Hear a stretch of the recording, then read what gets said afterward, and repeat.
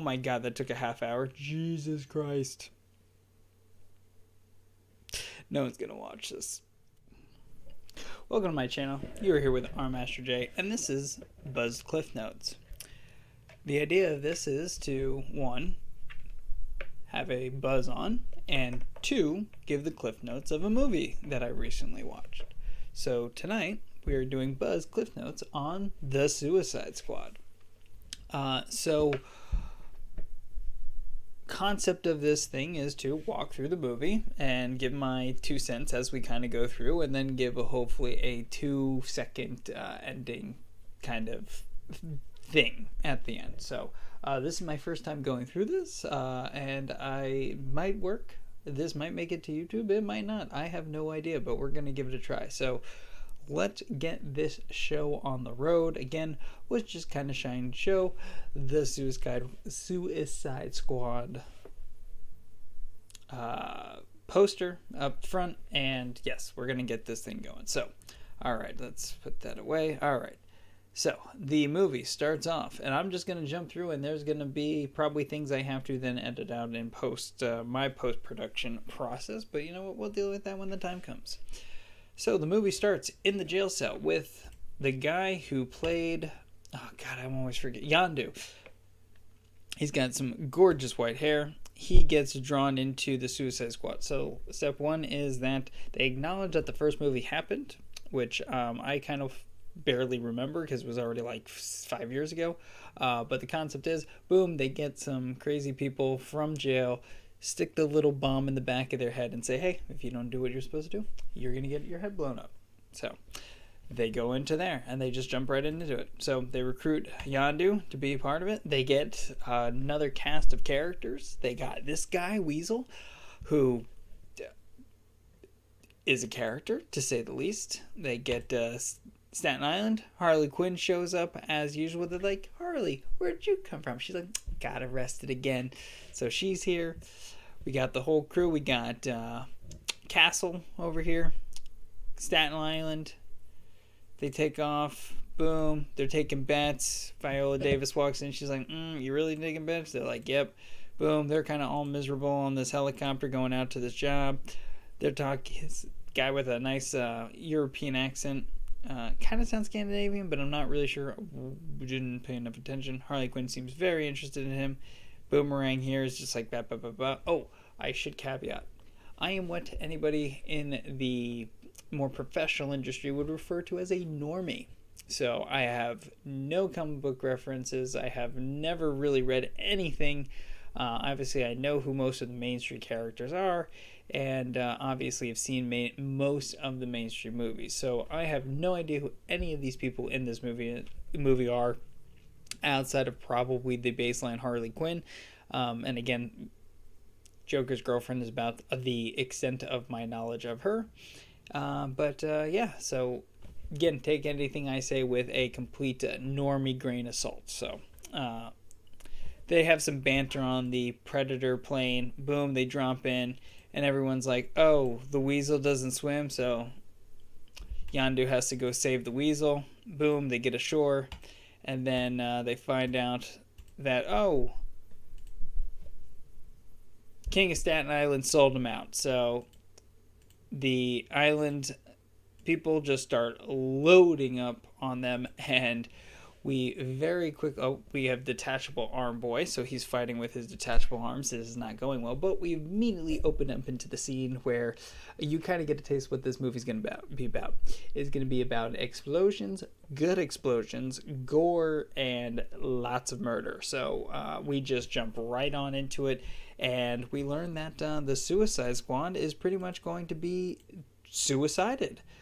So boom, there's a bunch of death. He swims out into the water. She's like, man, and there it is. We'll block that out post-production. So, and then you learn that there is a second team. A second team, squad of 5.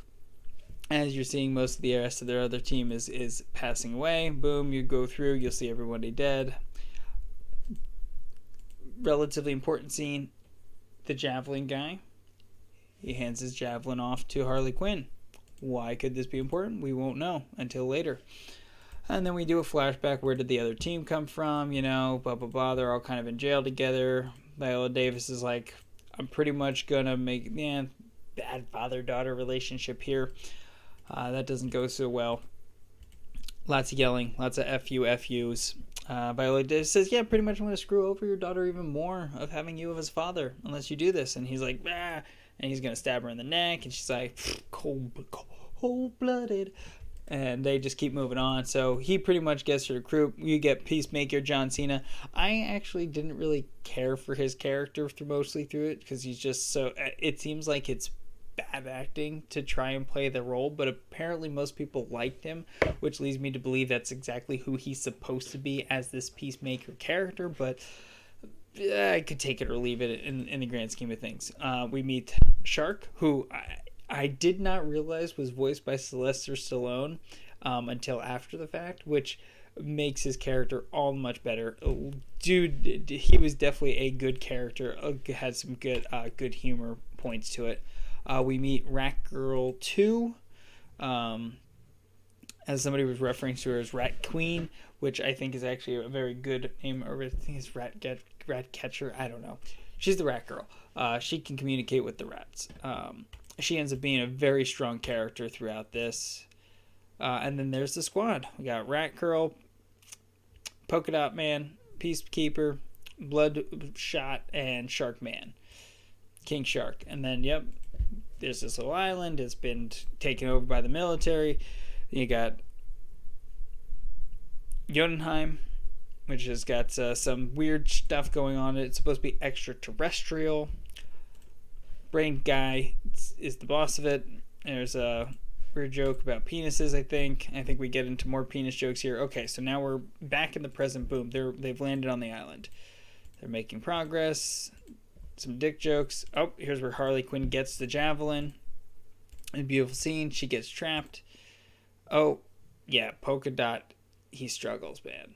So he wakes up like this, and then a projectile vomits all of his polka dots in the bushes. Very interesting. Oh, and then the rat, which this character does not like rats. The shark was trying to eat Rat Girl. Then we have John Cena in his underwear the entire time with a giant package being shown the entire time.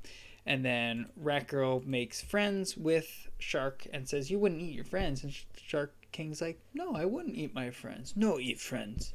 And she's like, well, then I'm your friend. And he's like, oh, I won't eat you anymore. And it's a very touching little moment to get the things going. A bunch of rats show up because, again, she can control rats. Oh, yeah, there we go. There's the scene overall. Okay, and then she said, you won't eat your friends. We're friends. And look, they shake hands, and it's very touching.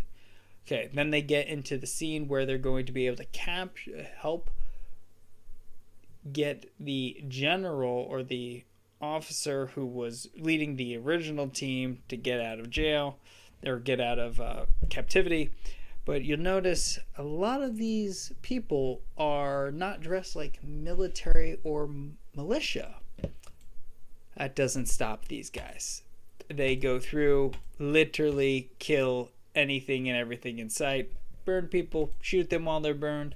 They're arguing about who has a better shot, aka who has a bigger penis. Then they finally break in, say, hey, why are you having tea? And they're like, oh, what do you mean? These are our friends. Oh. And yeah, so they weren't supposed to be killing all those people. A little bit of a dark humor moment, which is kind of the definitely a good segment of how this movie works. Then we find out what's kind of in Jotunheim, which is pretty much the starfish thing. Again, I didn't really know what the starfish was. I didn't even know this thing was in the movie. Actually, I barely even realized this movie was rated R before I went into it. So, they get to see the beast, and it's a giant starfish in captivity. Harley Quinn, they decide she's going to be the bride-to-be. So she's all, And you're not exactly sure where this is going to go off the bat, but let's just say Harley and the evil Presidente, leader of the country, hit it off. She gets to see the birds, right? Little birds of prey. Even though they're prey, so they're not really prey, but you know what I mean. They have a lovely love scene of things catching on fire and glass breaking. Then, everything's good. He's like, yep, we're going to kill everybody. This is going to be great. You're going to be my queen by my side. We're going to take down America. It's going to be fantastic. And she's like, God damn it, why'd you have to say you were going to kill kids? I'm trying to be better and not do these type of things. Kind of funny scene. She expresses her issues that she's trying to better herself on. It's a good touch on what her character's supposed to be, because again, she just had relations with this pretty much the ruler of this overthrown country, and just unloads a bullet right into his chest. And she's like, oh, you look so beautiful while you're dying, yada yada yada. And then this guy decides to burn the birds. I don't know why we had to burn birds. My wife was not very happy about the burning birds. Polka Dots is polka dotting again. Then he explains his backstory. Pretty much he's got some sort of oh yes, and then we get to this scene. Pretty much he's got some sort of extraterrestrial virus in him, and it was put there by his mother. And so apparently whenever he sees the world, all he ever sees is his mother, and there is his mother for you. So get a feeling of like weird Karen / social justice warriors type character there. But yeah, so that happens. That's what Polka Dot's backstory is. This is Milton. Milton's a good guy. He's the bus driver. He's trying to delay things, and then the team rolls in and takes everybody out. And now they get disguises so they can go into the city. Shark's trying to say he can do a mustache disguise. Look, you can't tell who I am, he says. It's enjoyable. Viola Davis, she wants to be good at golf. Yada yada. She's giving instructions. Boom. They're gonna roll in on the bus. There's a little backstory. She tells why she loves the rats and her backstory of her dad and everything else. Why she's trying to poke at the lead's character on why he doesn't like rats, and he's pretty much like, I got locked in a box, pretty much from prison got locked in a box. I was imprisoned in a box by his father, which was just filled with a bunch of starving rats. So then we end up at the strip club, where it's just a couple, tits for show. They're having a good time, getting loose, having a few drinks. There's him dancing with his moms again. It's very, very, that is what it is. Sad Shark alone in the truck. There's the guy. There's Milton trying to run away. They come looking for the Americans. Yep, we are searching for any Americans here tonight. The 3 gentlemen on the team give themselves up. They send Polka Dots and Rat Queen away to meet with Milton to take the bus away. Then these guys, they break out. Oh my. They escape they escape that. Okay, then Harley Quinn's being tortured, yada yada yada. She gives it up. And then these guys, they are all going to rescue Harley Quinn. So they're getting a whole plan together. They're getting everything set up, and while that's happening, Harley Quinn decides she can get herself out. And then this is the Harley Quinn scene of just unleashing just terror upon everybody. And then there's some flowers. So I think this is supposed to be the Birds of Prey scene that they kind of fit into this movie to kind of show you, hey, this is kind of how you do the movie. I did not see Birds of Prey. My wife did at least try and watch it, and she said it was the worst thing she's ever seen. So that puts that in perspective. She gets out, she's gonna take the cab, then she sees, there's their teams. She's like, hey, what are you guys doing? Oh, you came to save me? That's nice. And so Jotunheim, they go over there, boom, boom, boom. Got the team together. There, some banter, chuckles. Okay, let's get in. Yada yada yada. Boom. It's raining. This scene's like wild. I don't exactly know why it's like raining yet like white out like this. But I mean, I think it's literally just there for the cinematography. Boom, there's some things. Guy gets ripped in half by the Shark King. Let's see. Okay, we're getting in. Okay, they're gonna start doing C4. Oh, Sharkman makes a Peacemaker C4 guy. Oh, it's beautiful. It's adorable. He does end up saying thank you. Okay, and then go to the bottom floor. Mind guy's like, you don't understand. We're not stopping. And then there's the angry giant starfish person. More banter. You're not good enough. We can do this. Oh, we gotta tell everybody because it was from the American government that did all of it.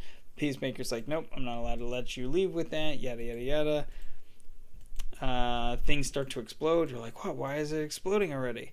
Oh god, the starfish kills this guy. Okay, Peacemaker and the. God, I gotta go into these remembering everyone's name.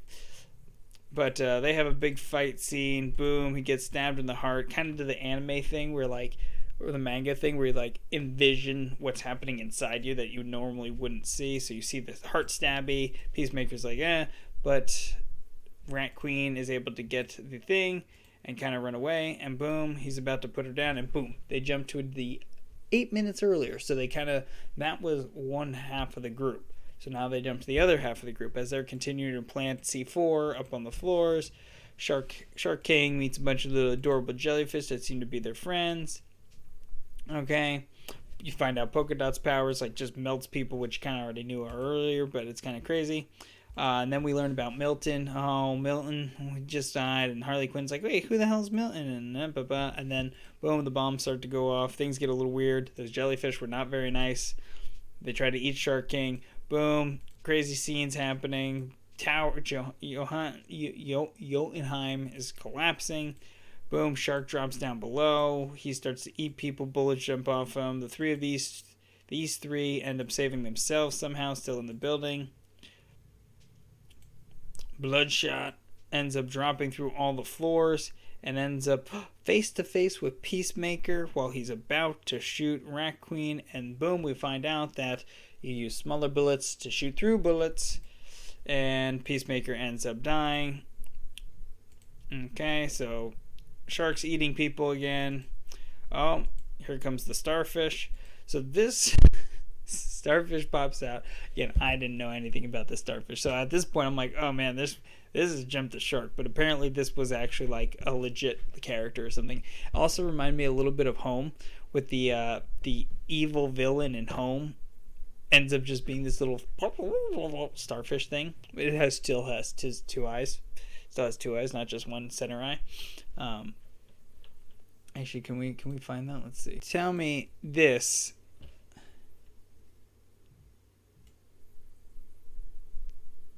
All right, let's. Look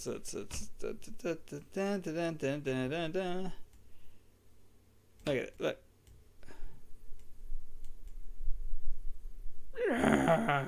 It's like this. It's like looking in a mirror. I think I see some inspiration. Huh? I think so. Alright. So, Starfish Superman. So, shoots out of the armpit. There's a part in the original scene where it shows that it shoots the little starfish out of the mouth, and those are the ones that were on the people's faces, right? So it sends out a swarm of these things, and they cover your faces.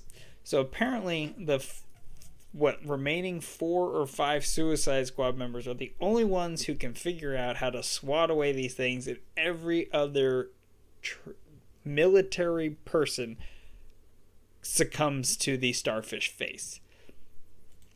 Oh yeah. Then the militia shows up. They murder everybody in the Capitol. Boom. Now everyone wakes up. This is our city now, they start to say. There's a kaiju guy, and so they're told to go home and just leave it be. They decide to go back, and they're like, screw it, we gotta go. We gotta go fight this thing. We gotta save the day. And then Viola Davis starts going crazy. Just, oh man, I don't know how she died. I don't know if I could ever act and keep a straight face while doing that, and they're going to walk in. Oh, Viola Davis, pretty much by one of the people that work there, gets clubbed in the head with her little putter club. So, allowing the remaining 5 members of the Suicide Squad to pursue. Boom, the fight ensues, but it's kind of a little tough, yada yada yada. Polka Dot says, oh, it's my mom, and oh yeah.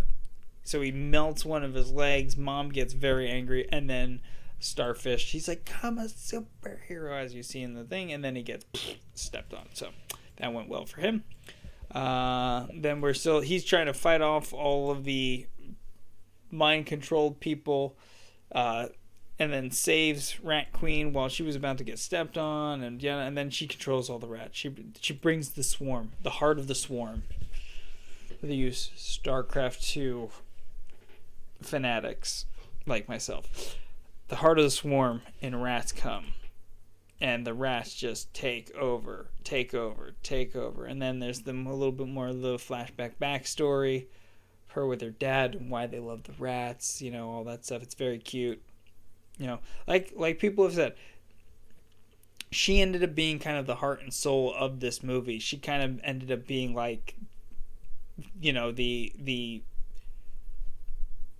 ended up being the heart and soul. Rat Queen ended up being the heart and soul of this movie, which was kind of nice. And then Harley Quinn, because she has the javelin, is able to jump right into the eye of the starfish, which then lets the rats in, and the rats start eating it in from the inside out. And then the starfish is dying, and then the starfish has its final line of saying, I just wanted to be left out in space. And you're like, oh man, even the starfish kind of just wanted to be left the goddamn alone. Here we are ruining its life. And then boom, Corto Maltese is liberated by its people after the starfish thing, and then Bloodshot's daughter is like, that's my dad, this is great, I feel proud now. I'm not exactly sure what made her turn her hopes around us that quickly, but that's what she just had. That's all it took.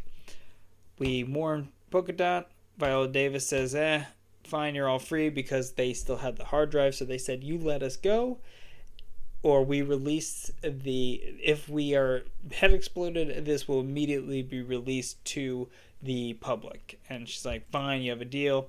So these 5 or remaining 4 members now of the Suicide Squad are actually free to go. Nice little touch of her calling him Milton, which you do get in some of the previews, which now is more funny because she already acknowledged Milton being dead, and who was the little driver who didn't really have held all of like 2 lines in the whole. Yeah, so kind of like a nice little kind of play and who Harley Quinn is from a character standpoint. And so they move along, they get picked up, yada yada yada. He ends up petting the rat, and it's a beautiful little ending. Oh, and then Weasel's at least not dead. And yeah, that gets into the end of it. I'm just going to double check there's no other crazy post-credit scene, because there's always something.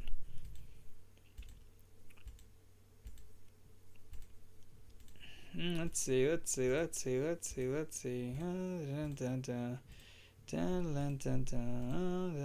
I really did like the tunes in this. There is a post-credit scene. Okay, wait, John Cena and Peacemaker character.